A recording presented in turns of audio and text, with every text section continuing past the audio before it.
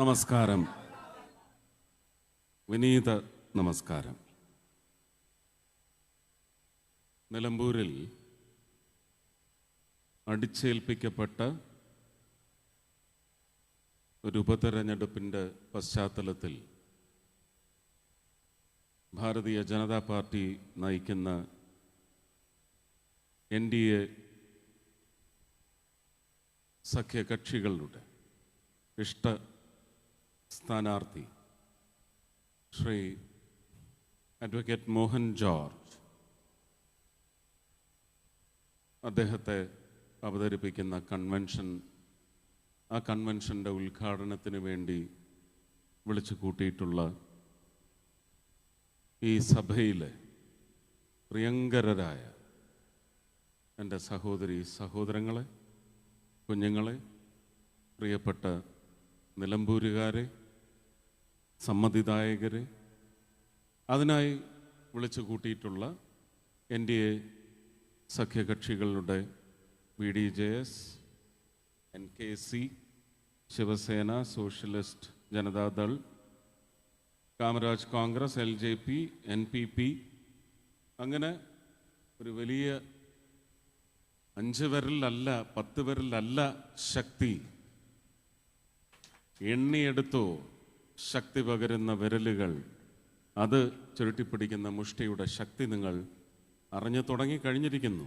11 വർഷം മുമ്പ് അറിഞ്ഞു തുടങ്ങിക്കഴിഞ്ഞിരിക്കുന്നു. ആ ശക്തിയുടെ ഫലം തുടരും എന്ന് പറഞ്ഞ് നിൽക്കണ്ട. അത് അയോഗ്യന്മാർ ആ വാക്കെടുത്ത് ഉപയോഗിച്ച് അതിൻ്റെ അന്തസ്സ് ചോർന്നു പോയിരിക്കുന്നു, കാലഹരണപ്പെട്ടിരിക്കുന്നു. ആ 11 വർഷം മുമ്പ് തുടങ്ങി വച്ച നന്മയുടെ ഭരണം അത് കേരളത്തിലേക്ക് പടരും.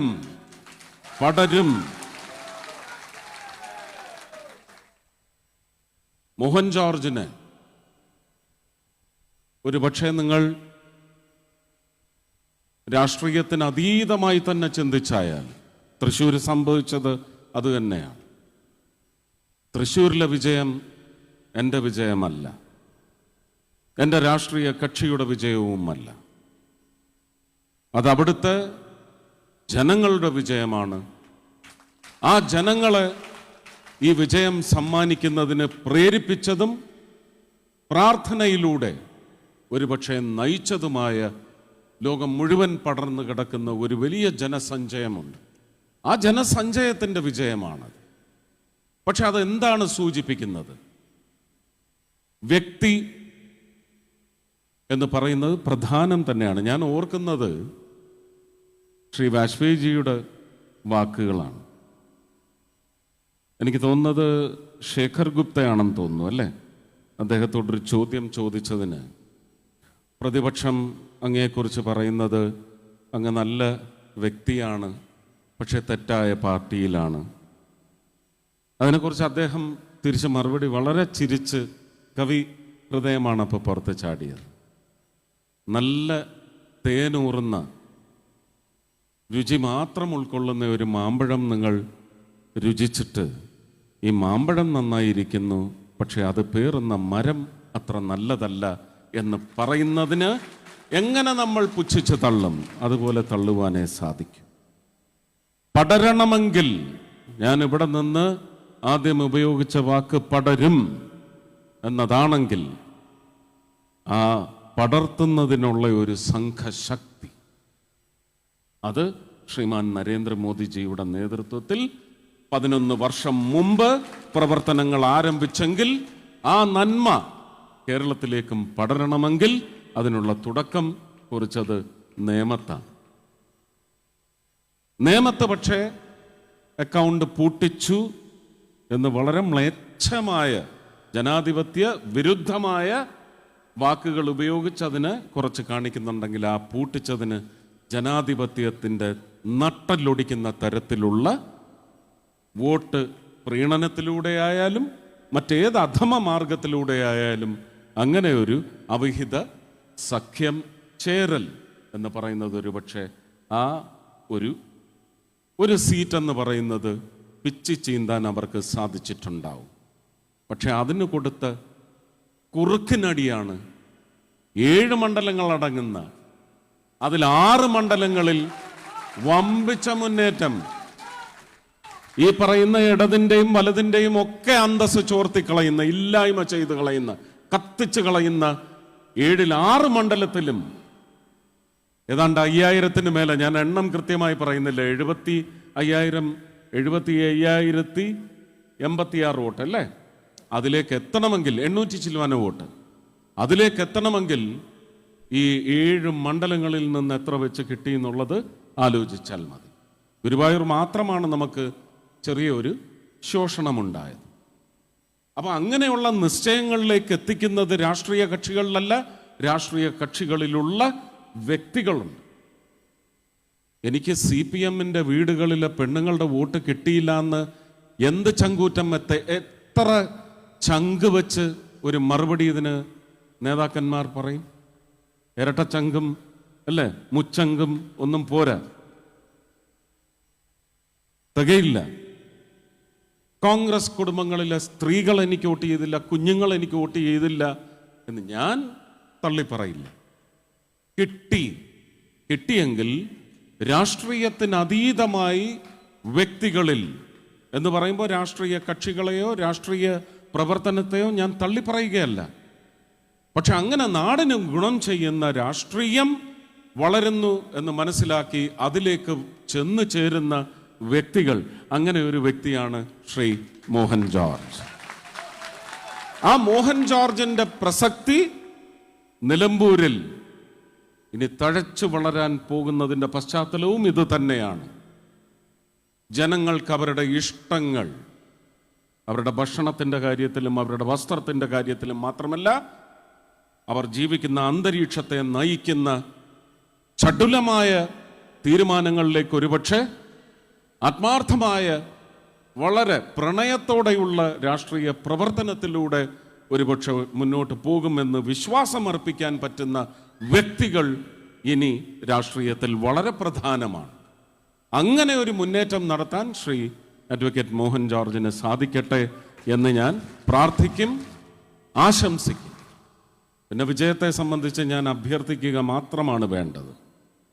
ഞാൻ ഒരു കൺവെൻഷൻ ഉദ്ഘാടനം ചെയ്യുമ്പോൾ ഇതിൽ ഒരു വലിയ വൈരുദ്ധ്യമെന്ന് പറയുന്നത് ഏതാണ്ട് അവസാനത്തെ നന്ദി പറയുന്നതിന് മുമ്പുള്ള ചടങ്ങായിട്ടാണ് ഉദ്ഘാടനം വരുന്നത്.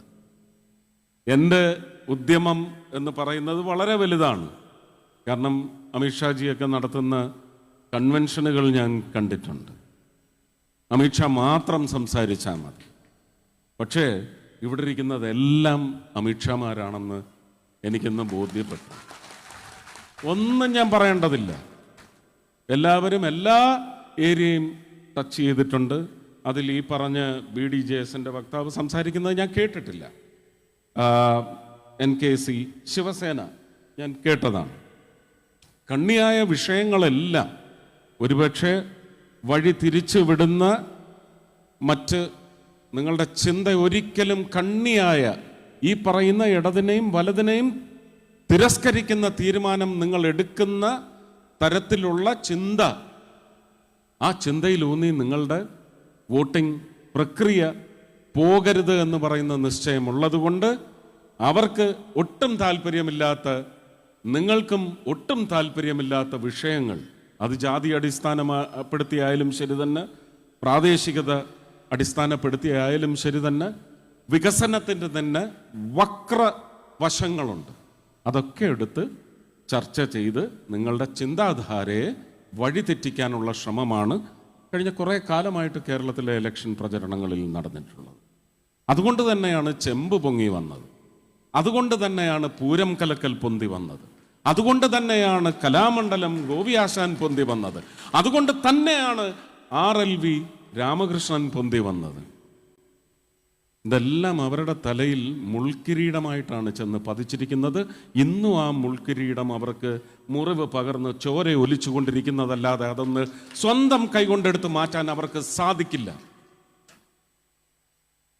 അപ്പോ ഒരു ഇലക്ഷന് വന്ന് നിൽക്കുമ്പോൾ തൻ മികവിനെ കുറിച്ച് സംസാരിക്കണം. താൻ എന്തിന് തെരഞ്ഞെടുക്കപ്പെടണം എന്ന അംശങ്ങൾ ചർച്ച ചെയ്താൽ നിങ്ങൾക്ക് ഉചിതമായ തീരുമാനങ്ങളിലേക്ക് എത്താനുള്ള വസ്തുവകകൾ അവരുടെ തന്നെ ഹൃദയത്തിൽ നിന്ന് നിങ്ങൾക്ക് ലഭിക്കും.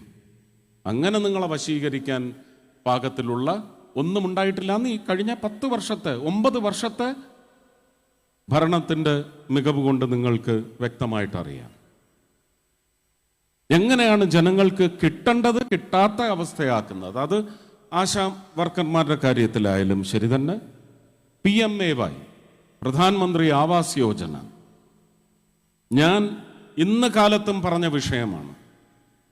ഒരുപക്ഷെ പത്രക്കാർക്ക് പോലും അതൊന്നെടുത്ത് ഒന്ന് കത്തിച്ചു വിടുന്നതിന് വേറെ പലതും അറ്റവും വാലും എല്ലാം മുറിച്ചെടുത്ത് കൊടുത്തിട്ട് തന്നെ ഇല്ലാതാക്കാൻ ശ്രമിക്കും.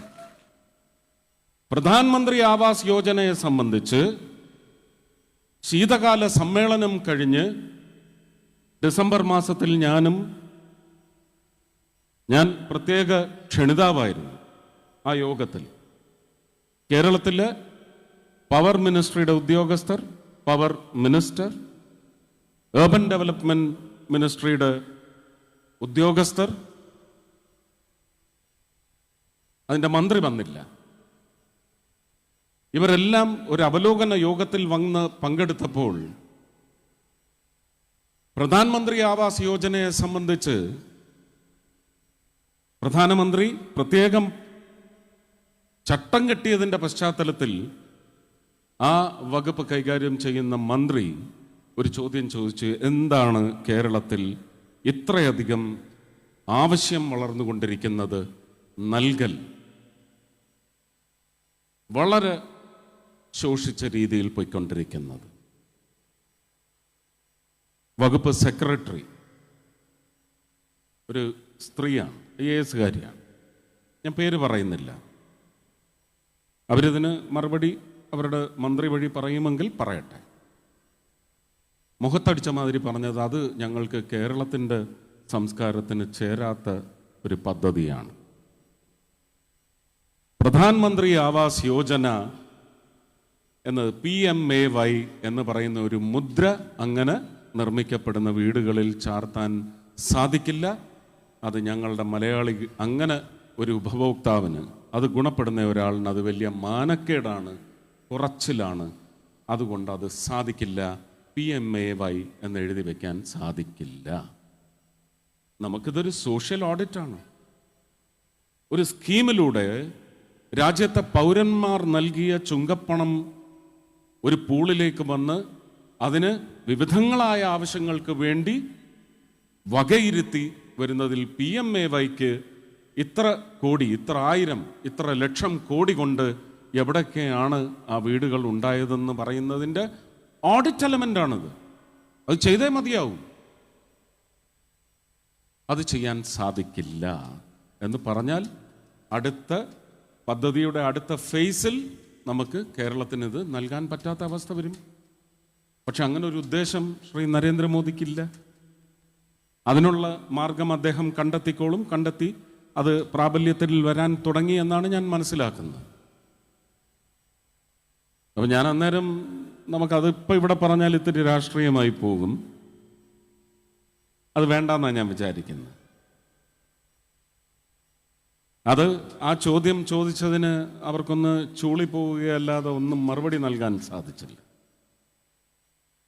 1 മണിക്കൂർ കഴിഞ്ഞ് ഉച്ചയൂണിന് മുഖ്യമന്ത്രി അവിടെ എത്തിയപ്പോൾ അദ്ദേഹത്തോടും മന്ത്രി ഇതേ കാര്യം ചോദിച്ചു. അപ്പോൾ ബഹുമാനീയനായ മുഖ്യമന്ത്രി അല്ല, അത് ഇവിടെ നടക്കില്ല, അത് എൻ്റെ ജനങ്ങൾക്കത് വലിയ കുറച്ചിലാണ്, അത് നമുക്ക് വേണ്ട. അപ്പം ഞാൻ ചോദിച്ച ആ ചോദ്യം, വകുപ്പ് സെക്രട്ടറിയോട് ചോദിച്ച അതേ ചോദ്യം ഞാൻ അദ്ദേഹത്തോട് ചോദിച്ചു. ഞാൻ വിചാരിച്ചത് അദ്ദേഹം പൊട്ടിത്തെറിക്കുമെന്നാണ്. പക്ഷേ ഞാൻ വളരെ മോശപ്പെട്ട രാഷ്ട്രീയക്കാരനാണ്, അല്ലെങ്കിൽ ഞാനൊരു രാഷ്ട്രീയക്കാരനെ അല്ല, അദ്ദേഹം മുന്തിയ രാഷ്ട്രീയക്കാരനാണെന്ന് തെളിയിക്കുന്ന തരത്തിലാണ് അദ്ദേഹത്തിൻ്റെ റിയാക്ഷൻ അന്നുണ്ടായത്. ഞാനതിനെ ആദരിക്കുന്നു. പക്ഷേ ആ ആദരവ് ഞാൻ ഇവിടെ നിന്ന് പ്രഖ്യാപിക്കുമ്പോഴും ഞാൻ അദ്ദേഹത്തോട് പറയുന്നു, ഇത് ക്രൂരതയാണ്, കൊലപാതകം ചെയ്യുന്നതിന് തുല്യമാണ് എന്നെനിക്കിവിടെ നിന്ന് പറയേണ്ടി വരും. പാവപ്പെട്ടവന് ഒരു മാനക്കേടും ഒരു അഭിമാനക്കുറവും ഒന്നും ഉണ്ടാവില്ല. അവന് വേണ്ടത് ഒരു കൂരയാണ്. ഞാൻ എത്രയോ സ്ഥലങ്ങളിൽ ചെല്ലുമ്പോൾ അതെൻ്റെ ഉത്തരവാദിത്വം അല്ലെങ്കിൽ പോലും വീടുകൾക്ക് വേണ്ടി യാചിക്കുമ്പോൾ സർക്കാരിൽ പോകൂ, 3 സെന്റ് സ്ഥലം കൈക്കലാക്കൂ, അനുവദിച്ച് നേടിയെടുക്കൂ. ലൈഫ് മിഷൻ സംസ്ഥാന സർക്കാരിൻ്റെ പദ്ധതി ആയതുകൊണ്ട് ഞാനതിനെ കുറച്ച് കാണുന്നില്ല. Life mission, PMAY Awas Yojana, ഇതുവഴി നിങ്ങൾക്ക് വീട് കിട്ടും. ഇല്ല, അതൊന്നും നടക്കത്തില്ല. സാറിങ്ങിത എന്ന് പറയുന്നവർക്ക് അങ്ങനെ ചോദിക്കണമെങ്കിൽ അഭിമാനക്കുറവ് വേണ്ടേ?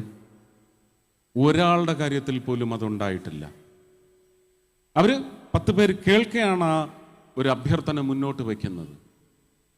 ഇപ്പോൾ ഭാരതീയ ജനതാ പാർട്ടി ഈ ഇലക്ഷൻ്റെ ബഹളം കഴിഞ്ഞാൽ പുതിയ ക്യാമ്പയിനിലേക്ക് പോവുകയാണ്. ഞങ്ങൾക്ക് ഒരു കുറച്ചിലുമില്ല, ഞങ്ങൾക്ക് കൂര വേണം, ആ കൂര തരൂ നരേന്ദ്രമോദി എന്ന് പറയുന്ന ക്യാമ്പയിനിലേക്കാണ് ഭാരതീയ ജനതാ പാർട്ടി NDA സഖ്യം ഈ ഇലക്ഷൻ കഴിഞ്ഞാൽ പോകുന്നത്. അതിന് ശക്തി പ്രാപിക്കുമ്പോൾ ഈ കുറച്ചിലിൻ്റെ കാര്യം പറഞ്ഞ നേതാക്കൾക്കൊക്കെ പിന്നെ എവിടെ പോയി മാനക്കേടിൻ്റെ പേരിൽ പോയി ഓടി ഒളിക്കേണ്ടി വരുമെന്ന് അതിനുള്ള സങ്കേതങ്ങൾ അവർ കണ്ടെത്തേണ്ടി വരും. അപ്പം ഇങ്ങനെയുള്ള കാര്യങ്ങളാണ്. തൃശ്ശൂരിൽ എന്തെങ്കിലുമല്ല, ഒരുപാട് കാര്യങ്ങൾ ചെയ്യാനുണ്ട്. അവിടുത്തെ ജനങ്ങൾ ആവശ്യപ്പെട്ടതല്ല. ഒരു തെരഞ്ഞെടുക്കപ്പെടുന്ന ജനപ്രതിനിധിയുടെ, പ്രത്യേകിച്ച് NDAയുടെ കീഴിൽ BJPയുടെ ഒരു പ്രതിനിധിയായി പാർലമെൻറ്റിൽ ചെന്നിരിക്കുമ്പോൾ ചെയ്യേണ്ടതായ കർത്തവ്യങ്ങളെക്കുറിച്ച് പൂർണ്ണ ബോധ്യമുണ്ട്. പക്ഷേ ഈ കോഓപ്പറേറ്റീവ് ഫെഡറലിസം എന്ന് പറയുന്നത് ചില സമയത്ത് അങ്ങ് പിശാചായി മാറും. 12 ഏക്കർ സ്ഥലം വേണം. ശ്രീമാൻ അമിത്ഷായാണ് വാഗ്ദാനം ചെയ്തിരിക്കുന്നത്. 12 ഏക്കർ സ്ഥലം കേരള സർക്കാർ തൃശ്ശൂരിൽ തരികയാണെങ്കിൽ forensic sciences laboratory and research institute സൗത്തിലേക്ക് കേരളത്തിൽ അതും തൃശ്ശൂർ തരാമെന്നാണ് വാഗ്ദാനം നൽകിയിരിക്കുന്നത്. നിങ്ങൾ ആവശ്യപ്പെടൂ. ഈ ഇലക്ഷൻ നടക്കുന്നതിന് മുമ്പ് 19-ാം തീയതിക്ക് മുമ്പ് കോഡ് ഓഫ് കോണ്ടക്റ്റിനൊന്നും ഒരു കുഴപ്പവും വരുത്തില്ല. തൃശ്ശൂരാണത്. പ്രഖ്യാപിക്കാൻ പറ 12 ഏക്കർ സ്ഥലം തരുന്നു എന്ന്. കേരളത്തിന് വേണ്ടിയാണ്, തൃശ്ശൂരിന് വേണ്ടിയല്ല. പിന്നെ അത് തൃശ്ശൂരിൽ സംഭവിച്ചുകൂടാ എന്ന് പറയുന്ന ദുഷിച്ച രാഷ്ട്രീയം നമ്മൾ മലയാളികളും വകവെച്ച് കൊടുക്കില്ല. നമ്മൾ അതിൽ ചിലപ്പോൾ UP മോഡലായി സ്വീകരിച്ചെന്ന് വരും. എല്ലാറ്റിനും പുച്ഛമാണ്.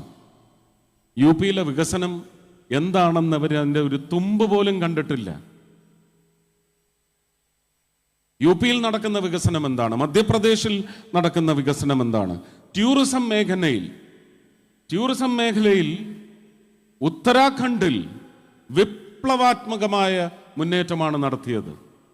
2012 ഒരു കുത്തൊഴുക്കിൽ ഉത്തരാഖണ്ഡ് മുഴുവൻ ഒലിച്ചു പോയതാണ്. നമ്മൾ ഒരുപാട് വീഡിയോയിൽ ഇപ്പോഴും കാണുന്നുണ്ട്. ഉത്തരാഖണ്ഡിൻ്റെ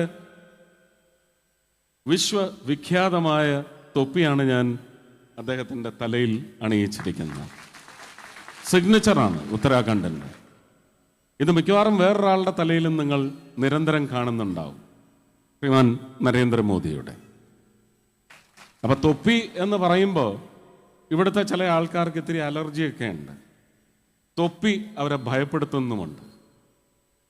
ഈ തൊപ്പിയും അവരെ ഭയപ്പെടുത്തട്ടെ, അവരെ നേർവഴിക്ക് നയിക്കുന്നതിനുള്ള ഉത്തേജകമായി മാറട്ടെ. ഞാനിതെല്ലാം കുറച്ച് അടച്ച് പൂട്ടി കുറച്ച് ഞാൻ തന്നെ എഡിറ്റ് ചെയ്താണ് പറയുന്നത്. കാരണം ഇതെടുത്ത് ട്രോളാക്കുന്ന പ്രവർത്തകർ വെട്ടിലാവണം. അതിനു വേണ്ടിയാണ്. അവരിനി റിസർച്ച് ചെയ്ത് കണ്ടുപിടിക്കട്ടെ ആരാണ് ഈ തൊപ്പിയെ ഭയപ്പെടുന്ന ആൾക്കാർ. ആ തൊപ്പി എന്ത് തൊപ്പിയാണ്? കാക്കിയാണോ? അല്ലേ? അതൊരു പുതിയ അടവാണ്. അത് അടവാണെന്ന് തന്നെ ഞാൻ സമ്മതിക്കുന്നു. പക്ഷെ നമ്മൾ നമ്മുടെ അനുഭവങ്ങളിൽ നിന്ന് പഠിക്കണം. നിങ്ങളും നിങ്ങളുടെ പൂർവ്വ അനുഭവങ്ങളിൽ നിന്ന് പ്രജകളെന്ന നിലയ്ക്ക് പഠിക്കണം. ഒരവസരം കിട്ടുമ്പോൾ ആ അനുഭവങ്ങളുടെ പശ്ചാത്തലത്തിൽ നിങ്ങൾക്ക് തിരുത്തെഴുതുകൾ രചിക്കാനാവണം. ആ തിരുത്തെഴുത്ത് രചനയുടെ മുഹൂർത്തങ്ങളാണ് 19-ാം തീയതി വരെയും കടന്നു പോകാൻ പോകുന്നത്. യോഗ്യമായ തീരുമാനമെടുക്കണം. ഇവിടെ ഈ സിംഹങ്ങളെല്ലാം വിട്ടുപോയ ഒരു പോയിന്റ് ഉണ്ട്. ആരെങ്കിലും അതിന് മുമ്പ് പറഞ്ഞോന്ന് എനിക്കറിയത്തില്ല. ഒരു ഗവൺമെൻറ് കോളേജിൻ്റെ കാര്യം ഇങ്ങനെ ഓടിക്കളിക്കുന്നത് എല്ലാ 2 വർഷം കൂടുമ്പോഴും വിവിധങ്ങളായ കെട്ടിടങ്ങളിൽ നടത്തപ്പെടുന്ന ഒരു ഗവൺമെൻറ് കോളേജിൻ്റെ കാര്യം. ഞാൻ ഉറപ്പ് തരുന്നു, അതിനുള്ള സ്ഥലം നിശ്ചയിച്ചാൽ മോഹൻ ജോർജ് ഇവിടുത്തെ MLA ആണെങ്കിൽ ആ ഗവൺമെൻറ് കോളേജ് ഇവിടെ വരുത്തിയിരിക്കും. ഞാൻ വാക്ക് തരുന്നു.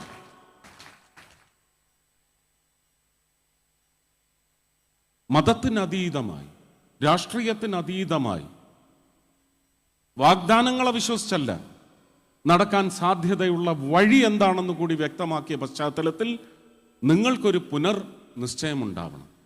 ഇത് പുനർനിശ്ചയം ആരാണ് അതിനുള്ള ഒരു പ്ലാറ്റ്ഫോം സൃഷ്ടിച്ചത്? ഞാൻ ആവേശം പിടിപ്പിക്കണം എന്ന് വിചാരിച്ച് സംസാരിക്കുകയില്ല എന്ന് തീരുമാനിച്ചാണ് ഇവിടെ വന്നത്. അതിനെൻ്റെ മാധ്യമ സുഹൃത്ത് ഒരു ഹിൻഡും അവിടെ വെച്ച് തന്നു. ഞാൻ ആ ആവേശം പിടിപ്പിക്കൽ, എന്താണ് തീ പിടിപ്പിക്കൽ, എല്ലാം ഞാൻ അവിടെ അങ്ങ് അവസാനിപ്പിച്ചു.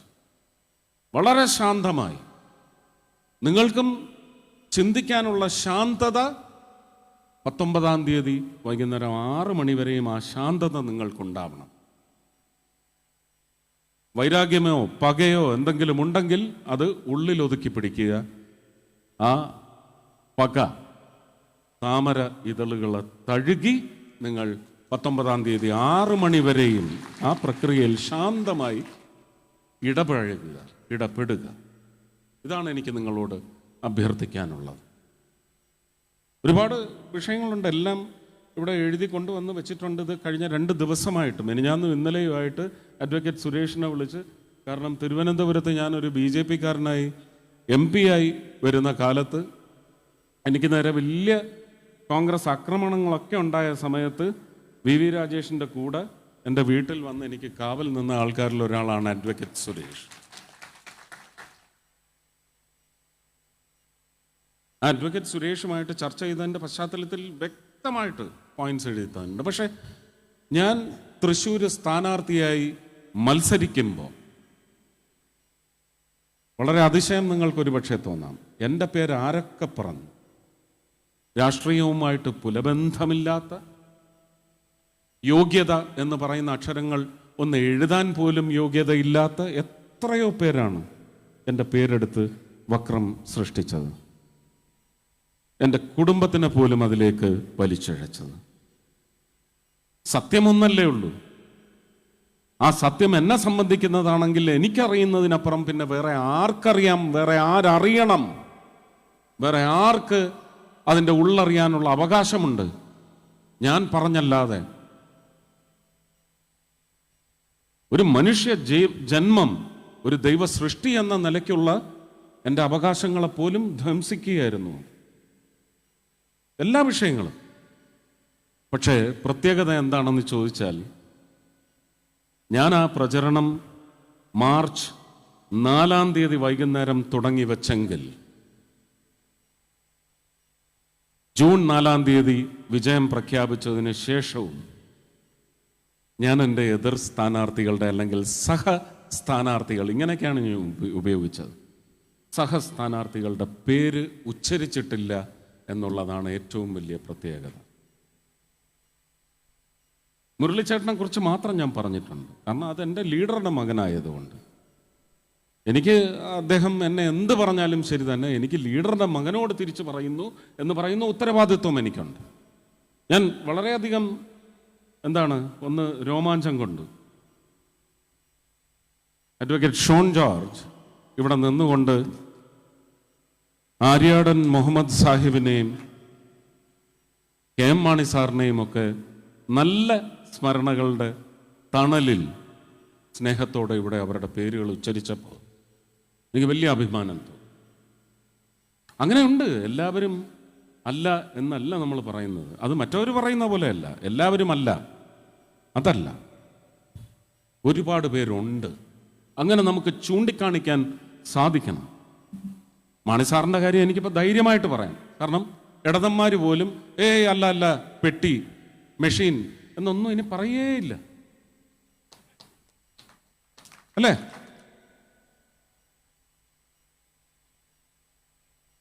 അപ്പോ നമ്മൾ ഒരു എലക്ഷൻ അങ്ങ് കടന്നുകൂടി ജയിക്കാൻ വേണ്ടി വക്രതന്ത്രങ്ങൾ, അത് മഹാപാപം തന്നെയാണ്. എൻ്റെ കാര്യത്തിൽ ഇപ്പോഴും അതൊക്കെ തുടരുന്നുണ്ട് കേട്ടോ. അപ്പം ഞാൻ തിരിച്ച് മൂന്ന് അക്ഷരം പറഞ്ഞാൽ മതി. CBI is the answer, call the CBI എന്ന് പറയുമ്പോൾ പിന്നെ അതങ്ങ് അടങ്ങും. കാരണം CBI വന്നാൽ അവന്മാരെല്ലാം പൂട്ടിലാവും. പൂരത്തിൻ്റെ കാര്യത്തിലേ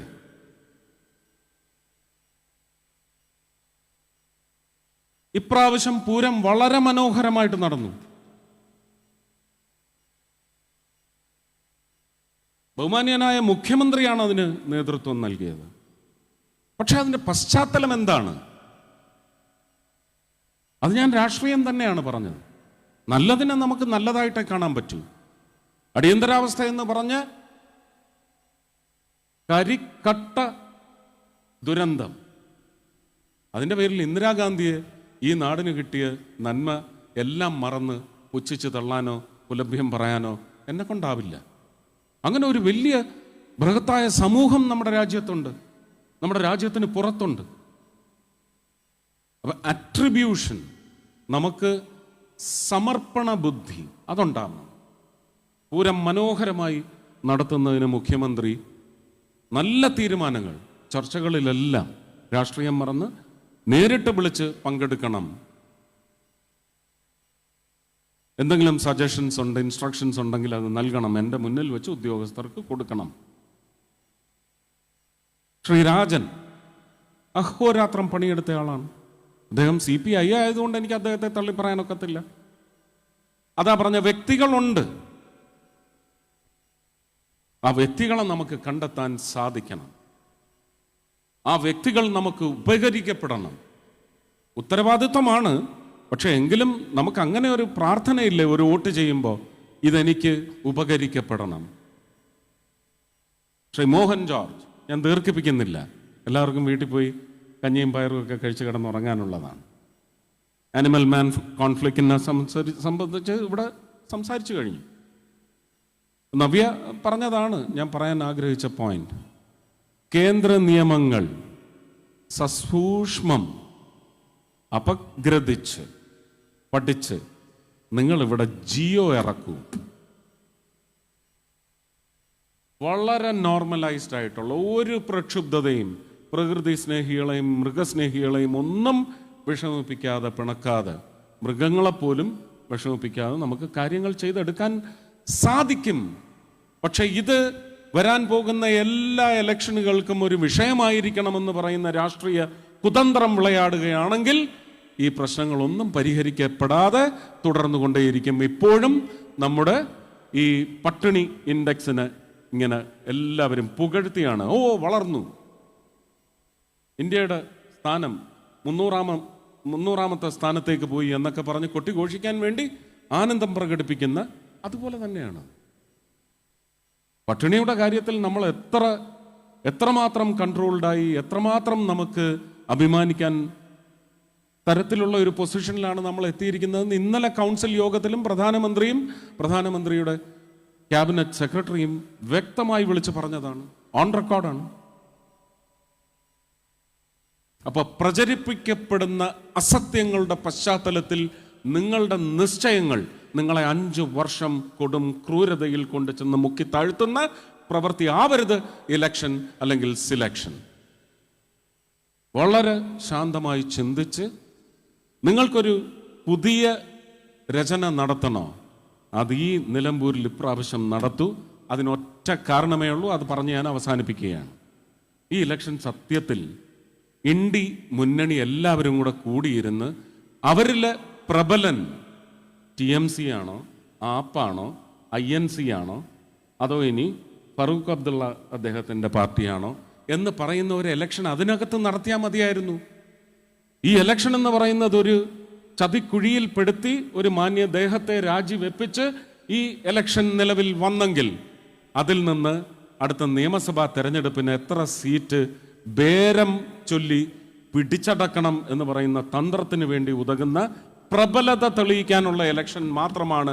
അല്ലാതെ ഇത് നിങ്ങളുടെ നന്മയിലേക്ക് വന്നു ചേരാൻ പോകുന്ന ഇലക്ഷൻ ആയിരിക്കില്ല. നേരെ മറിച്ച് ആ നിശ്ചയം നിങ്ങൾ ശിക്ഷ നൽകിക്കൊണ്ട് ശ്രീ മോഹൻ ജോർജിനാണ് ആ ഒരു വിജയം സമ്മാനിക്കുന്നതെങ്കിൽ ഞാൻ നേരത്തെ പറഞ്ഞില്ലേ, പടരും പടരും പടരും. നന്ദി, നമസ്കാരം.